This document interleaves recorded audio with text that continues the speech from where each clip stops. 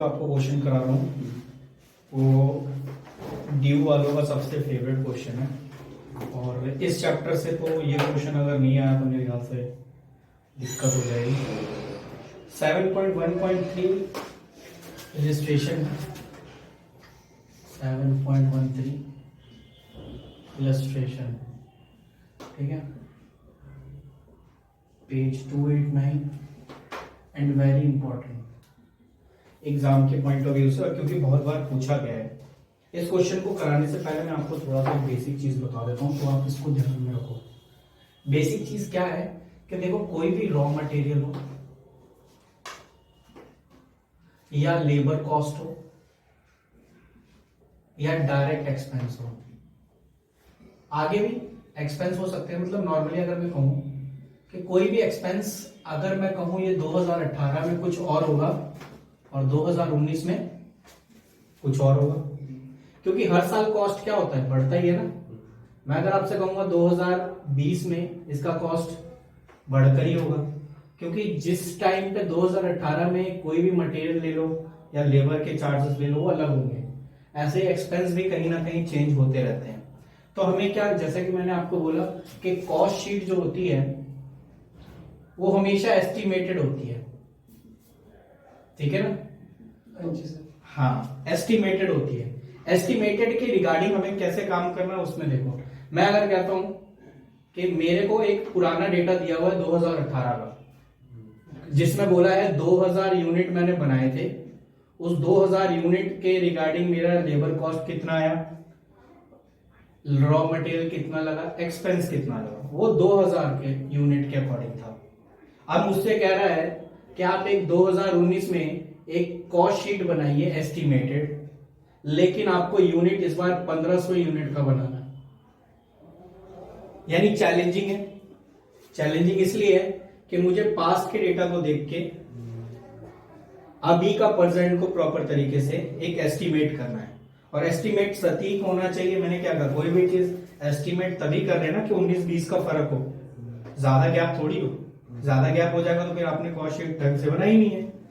तो इसीलिए हमारे को क्वेश्चन में क्या होगा, कोई पुराना डेटा दिया होगा और पुराने डेटा का सारा एक्सपेंस गिवन होगा, और अभी हम उस एक्सपेंस को एज एस्टिमेट, और क्वेश्चन में ये भी लिखा होगा कि आने वाले साल में लेबर का एक्सपेंस इतना बढ़ गया है, खर्चा बढ़ गया है, तो हमें उसी हिसाब से जब हम कॉस्ट शीट बनाएंगे तो हम भी एक्सपेंस को क्या करेंगे, बढ़ाएंगे।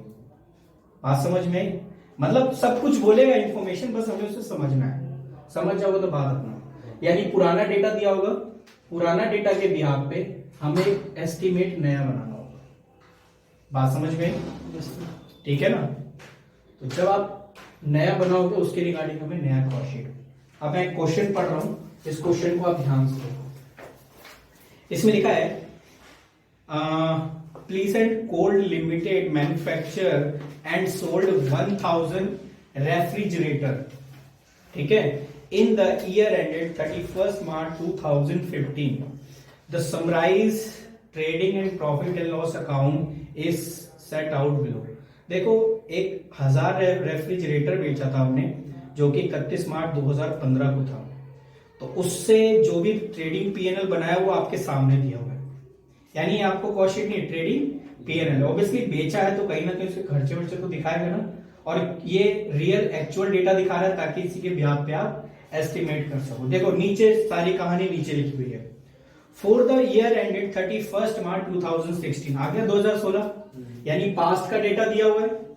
अब पास्ट के डेटा से आपसे कह रहा है 31 मार्च 2016 इज एस्टिमेटेड दैट, और 2016 में हम ये एस्टिमेट कर रहे हैं क्या, output and sale will be 1200 refrigerator, ठीक है। यानी 2016 में हमने ये टारगेट रखा है कि हम 1200 रेफ्रिजरेटर को क्या करेंगे, आउटपुट करेंगे, यानी सेल करेंगे। तो सेल करेंगे मतलब प्रोडक्शन की भी तो जरूरत पड़ेगी हमें 1200 यूनिट की। ओके, दूसरा कह रहा है price of raw material will be raise by 20%, ठीक है ना, on the previous year level. यानी प्रीवियस ईयर लेवल का जो रॉ मटेरियल था, यानी ये सिंपल सी लैंग्वेज में पिछले साल का जो रॉ मटेरियल था, आज हम रॉ मटेरियल अगर हम खरीदने जाएंगे तो हमें 20% महंगा मिलेगा। बात समझ में आई? हाँ जी। उसके अकॉर्डिंग हम अपना एस्टिमेट करेंगे। वेजेस रेट भी बोल रहा है, wages rate will be raise by 5%, ठीक है ना? ओके, यानी सब कुछ आपको बोल रखा है। Manufacturing cost will be raise in a proportion to be combined cost of material and wages. इस लाइन का मतलब जब मैं क्वेश्चन सॉल्व करूंगा उस समय बताऊंगा तो ज्यादा इजी रहेगा। Selling cost per unit will be remain unchange.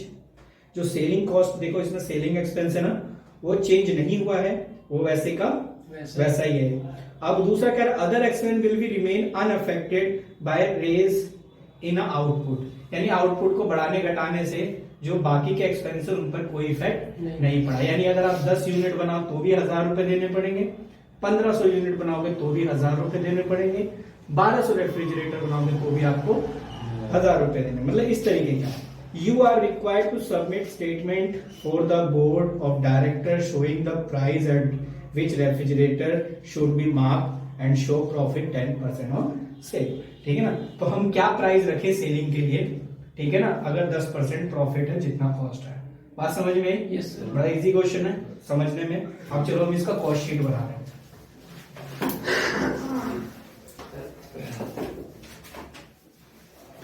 आप भी कॉस्ट शीट बनाओ और आप भी लिखते जाना जो जो चीजें जहां जहां जरूरत पड़ेगी। Okay sir. थोड़ा थोड़ा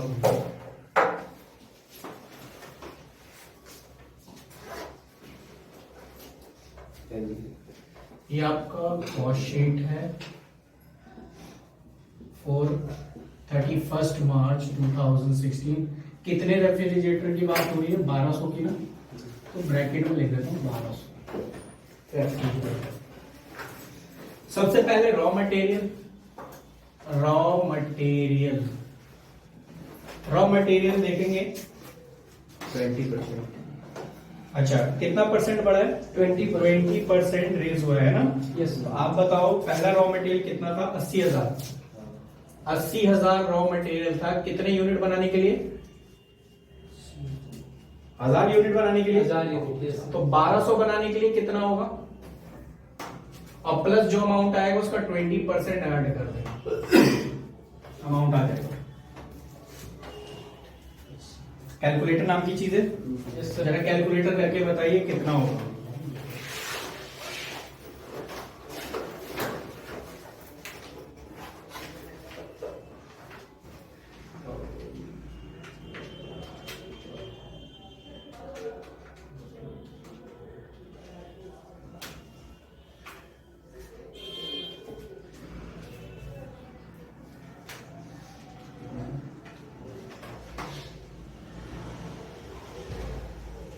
इसको 80 से 1000 से डिवाइड किया, कितना आया?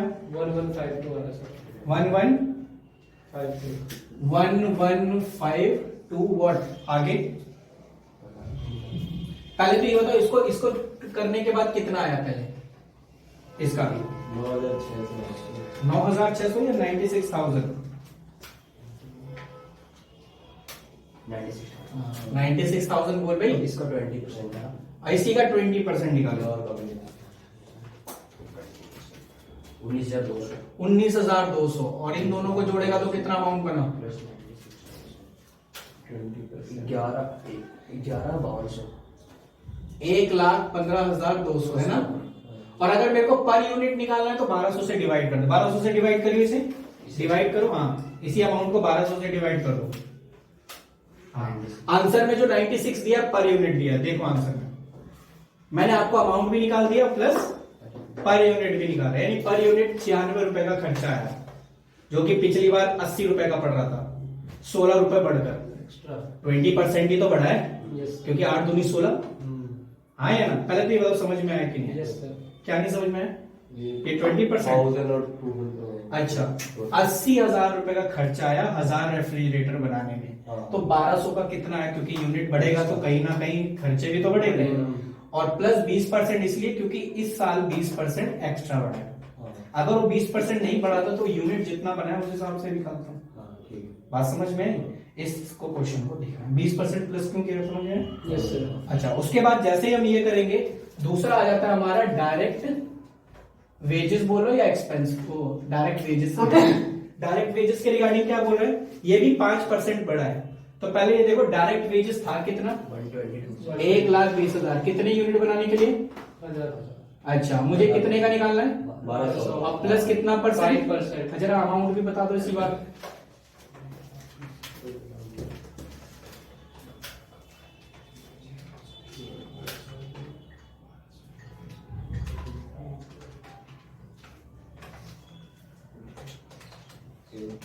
चौदह लाख 1,44,000। 1,51,200। पहले वाले का कितना है 2,51,200। टोटल जोड़ के?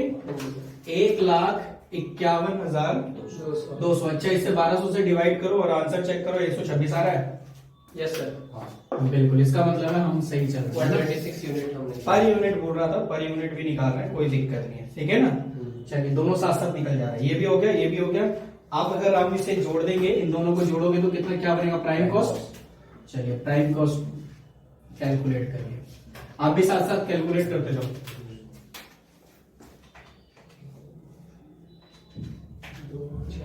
2,66,400। 2,66,400। अच्छा, और अगर चाहो तो इन दोनों को जोड़कर लिख देना, 2,200.00 है ना। Yes sir. ये तो प्राइम कॉस्ट आ गया। Yes sir. अब इसके बाद आ जाता है आपका फैक्ट्री कॉस्ट, या इसे हम बोले मैन्युफैक्चरिंग कॉस्ट, आगे हो, क्योंकि आगे लिखा ना मैन्युफैक्चरिंग कॉस्ट, तो पहले यहां तक उतारो, उसके बाद नीचे हम पॉइंट करते हैं, ठीक है।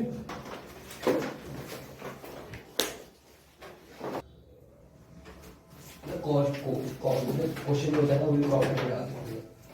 हाँ, वो क्वेश्चन है, लेकिन यार उसमें वो आता नहीं है कहीं ना कहीं। वरना कितना बुक ही जाता ना। अबे कौन देखता है यार, इतना कोई नहीं देखता। हम कौन से लड़के थोड़ी हैं, लड़कियां हैं। वो एक वीडियो में नहीं, खुले बाल मैडम खुले बाल लेकर पढ़ाया करो, मन ज्यादा लगता है।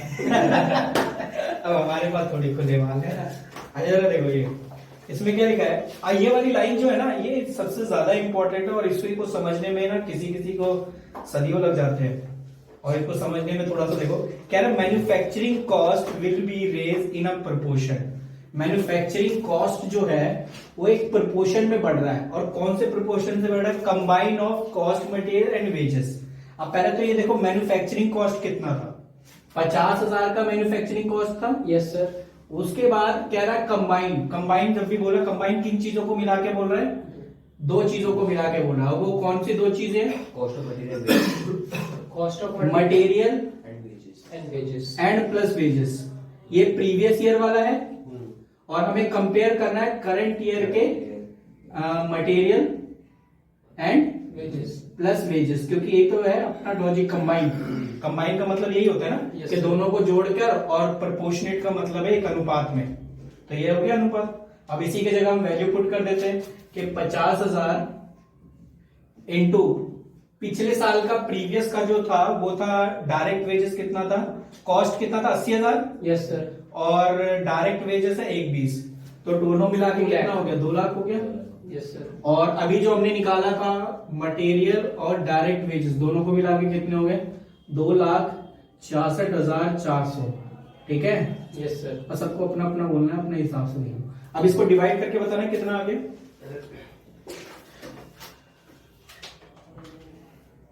अमाउंट भी बताई दो,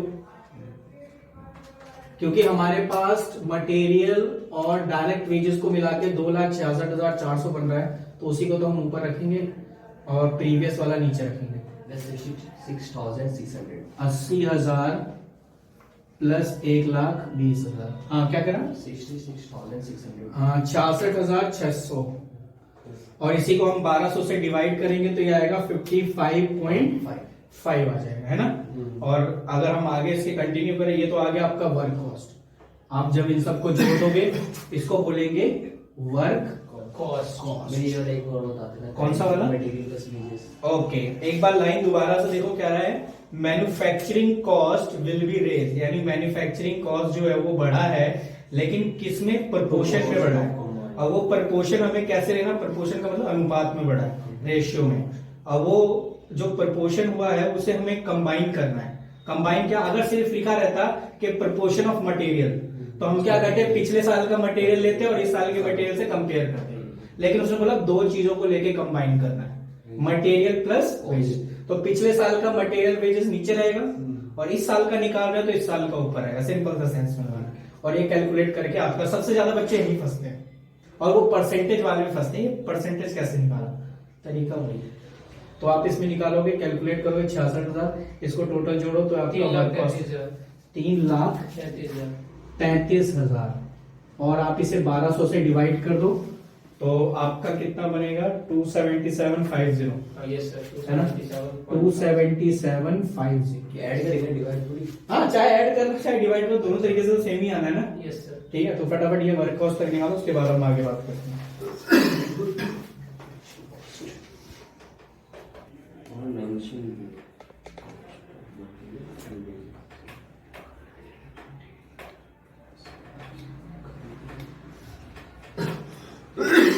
मटेरियल है current we have completed factory. चलो यहाँ तक 4th पॉइंट तक हो गया है ना, 5th और 6th पॉइंट रह गया है। अब देखो क्या लिखा है, सेलिंग कॉस्ट, जो आपका सेलिंग कॉस्ट है वो क्या कह रहा है कि unit will be remain unchanged. ठीक है ना, selling cost per unit will be remain unchanged. तो सेलिंग कॉस्ट तो बाद की बात निपटाते हैं, पहले देख लेते हैं कि बीच में कोई एक्सपेंस तो नहीं है। सेलिंग तो बाद में आता है ना, सेलिंग एंड डिस्ट्रीब्यूशन, उससे पहले ऑफिस एंड एडमिनिस्ट्रेशन से रिलेटेड आता है। यस सर और उसके लिए देखो 6 वाला पॉइंट, देखो 6 वाला पॉइंट कह रहा है other expense will remain unaffected. Other expense यानी सेलिंग एक्सपेंस को छोड़ के बाकी कौन सा एक्सपेंस बचा, एक तो मैनेजमेंट एंड स्टाफ सैलरी है, रेंट रेट इंश्योरेंस है और जनरल एक्सपेंस है। ये तीनों एक्सपेंस ऐसे हैं जो प्रोडक्शन के घटने बढ़ने पे कोई इफेक्ट नहीं होगा। अच्छा चलिए ऐड करते हैं, ऑफिस एंड एडमिनिस्ट्रेशन है ना, yes sir office and administration expense. अब इसमें कौन कौन सा आएगा, सबसे पहले है management and staff salary. Yes, management and staff salary बताओ कितना है, 65। यही लिखना है, इतना ही लिखना है क्योंकि साफ लिखा हुआ है क्वेश्चन में कि प्रोडक्शन के घटने बढ़ने पर कोई इंपैक्ट नहीं पड़ेगा। नहीं है तो 1200 से डिवाइड करके देखो, 60,000 को 1200 से डिवाइड करना, देखो उसमें 50 है कि नहीं है, उसके आगे 50 है ना, पर यूनिट ही तो है। इसका मतलब है कोई इफेक्ट नहीं पड़ा, आप वही अमाउंट लिख दोगे चाहे प्रोडक्शन घटे बढ़े, आपको सेम समझ में आ गया। मतलब उसके और कौन कौन से एक्सपेंस चेंज नहीं हुआ, एक तो रेंट रेट्स एंड टैक्सेस, ये भी कोई चेंज नहीं हुआ। ये भी कितना है, 10,000 है। यस ये 10,000 का 10,000 रहेगा, 1200 से आप डिवाइड कर लेना। And general expense, general expense कितना है, ये है 20,000, इसे भी 1200 से डिवाइड कर लोगे तो पर यूनिट आ जाएगा। पर यूनिट निकालने के लिए आप 1200 से डिवाइड करेंगे क्योंकि हम 1200 के लिए काम कर रहे हैं, 2016 1200 रेफ्रिजरेटर के लिए काम कर रहे हैं। अच्छा, जब हम इन सभी को जोड़ देंगे तो बताना कितना बनेगा हमारा cost of production. Cost of production, अब ये कॉस्ट ऑफ प्रोडक्शन समझ नहीं आ रहा क्या है क्या नहीं, तो उससे आप भी पहले वाली वीडियो में पूरा देख लोगे तो काम बन जाएगा। कॉस्ट शीट आपको आनी चाहिए। 4,23,000 4,23,000 व्हाट फुल। ओके, इसे 1200 से डिवाइड करिए, चेक करिए क्या ये 35250 आ रहा है क्या? यस सर 35250 आ गया कॉस्ट ऑफ प्रोडक्शन। उसके बाद आप अगला लेना है selling cost. Selling cost, selling cost के लिए क्या बोला उसने, सेलिंग कॉस्ट जो है आपका, पहले तो ये बताओ सेलिंग कॉस्ट पहले था कितना, 30,000 30,000। यस सर ओके चलो 30,000 था आपका सेलिंग कॉस्ट, कितने यूनिट के लिए 1200 और हमने यूनिट बढ़ा दिया 1200। अब बताओ कितना अमाउंट आएगा, 36,000। 36,000 और 1200 से डिवाइड करना जरा, 30 आ रहा है, चेक करिए सेलिंग एक्सपेंस 30 है तो 36,000 ये हो गया और ये 30। आपको मैं यहाँ पे थोड़ी सी इंग्लिश में थोड़ा सा करेक्शन आपको इसमें हो गया था विल रिमेन अनचेंज होगा तो डायरेक्ट अमाउंट तो ले सकते हैं। हाँ यही चीज मैं तुम्हें समझाने वाला था, थोड़ी इंग्लिश आपकी थोड़ी सुधार दूं मैं। इसमें कह रहा है अगर मैं 6 और 5 पॉइंट पढ़ रहा हूँ, 6 पॉइंट में क्या था, other expense will remain unaffected by the raise in output, यानी आउटपुट चाहे बढ़े या कम, आपका खर्चा उतने का उतना, आउटपुट रेज होने से एक्सपेंस पे कोई इफेक्ट नहीं पड़ेगा, सिंपल वाली लाइन है। लेकिन फिफ्थ वाली लाइन सेलिंग कॉस्ट पे क्यों ऐसा बोला कि selling cost per unit will remain, per unit remain रहेगा, यानी एक यूनिट जो मैंने पिछले साल बनाया था वो उतना ही रहेगा। इस साल कहां बढ़ा, पिछले में बढ़ा था 20%, 5%, इस साल थोड़ी बढ़ा है, वो तो मैंने यूनिट बढ़ाया इसलिए खर्चा भी बढ़ा है। मैंने तो 1200 यूनिट बनाया ना, तो 1200 यूनिट का 36,000 बना है। मैं 10,000 यूनिट बनाता तो 30,000 होता ना, तो कहाँ चेंज हुआ, वरना परसेंटेज होता ना 5%, 10% बढ़ा, जो कि हमने मटेरियल पे भी बढ़ा था 20। तो समझ में आया इंग्लिश का थोड़ा फंगा। अगर आउटपुट बढ़ने से कोई एक्सपेंस नहीं बढ़ रहा, अनअफेक्टेड है, तो फिर हम सेम अमाउंट ले सकते हैं। लेकिन उसमें ये बोला है कि यूनिट अनअफेक्टेड, तो यूनिट हम जितना ज्यादा बढ़ाएंगे तो यूनिट के अकॉर्डिंग हमारा खर्चा भी तो बढ़ेगा। तो ये सारी चीजें हम जोड़ लो। अब बताओ मेरे को कितना पड़ेगा यहाँ पर, कितना पड़ेगा, जिसे हम COGS बोलते हैं। 423 में 36,000 जोड़ दीजिए, 4,59,000। अच्छा, 59,000 1200 से डिवाइड करिएगा तो ये आएगा 38250 है ना। Yes sir. ओके, अब देखो इसमें क्या लिखा है, सेलिंग जो प्रॉफिट है वो क्या कह रहा है, 10% होना चाहिए, यानी जब हम सेल करेंगे तो जितने का कॉस्ट आया उससे 10% एबव पे। तो मैंने शायद आपको एक चीज बताई थी, वो तरीका बताया था ना कि अगर बोले कि प्रॉफिट ऑन सेल बोले, लेकिन हमने तो कॉस्ट निकाला है तो हमें एक कम करना पड़ेगा। मैंने आपको एक बताया था ना, 10% का मतलब क्या होता है, 10% का मतलब होता है 1/10, और ये सेल पे है, यानी सेल प्राइस पे, और हमारा तो कॉस्ट निकल के आया ना। जब कॉस्ट पे निकालना हो तो एक कम कर देते हैं, यानी 1/10 को क्या कर देंगे, 1/9। अब जरा निकाल के देखो, डायरेक्ट आपका आंसर आएगा। ये शॉर्टकट ट्रिक है, थोड़ा इस चीज को ध्यान में रखो। 1/9 करो, आपका प्रॉफिट आ जाएगा 51 कितना, 51,000। ओके, और अगर हम प्रॉफिट को जोड़ देंगे तो हमारा सेल भी आ जाएगा। कॉस्ट प्लस प्रॉफिट कितना, सेल कितना आ गया, 5,10,000। 1200 से डिवाइड करके देखो, सेम अमाउंट आएगा। कितना आ रहा, 425 आ रहा है, चेक करो 425 है, आपको गलत चीज नहीं बताई। बात समझ में आए, इस ट्रिक को याद रखना, क्योंकि हमेशा हम जब भी कॉस्ट शीट निकालेंगे तो कॉस्ट ही निकल के आएगा। तो जब भी लिखा हो प्रॉफिट ऑन सेलिंग प्राइस तो हम हमेशा एक कम कर देंगे। मैंने बोला अगर 25% है तो 25% को क्या बोलते हैं, 25/100, काट को कितना आएगा, 1/4, और जब हम इसे कॉस्ट पे निकालेंगे तो वो 1/3 हो जाएगा। बात समझ में आई? Yes sir. ये कॉस्ट शीट आपका रेडी है, पूरा कंप्लीट, और ये आपका कितने मार्क्स में आता है, 10 से 12 मार्क्स में आता है पूरा कंप्लीट करने का। ठीक है, तो हो जाएगा कंप्लीट, पक्का, उतार देगा, हो गया।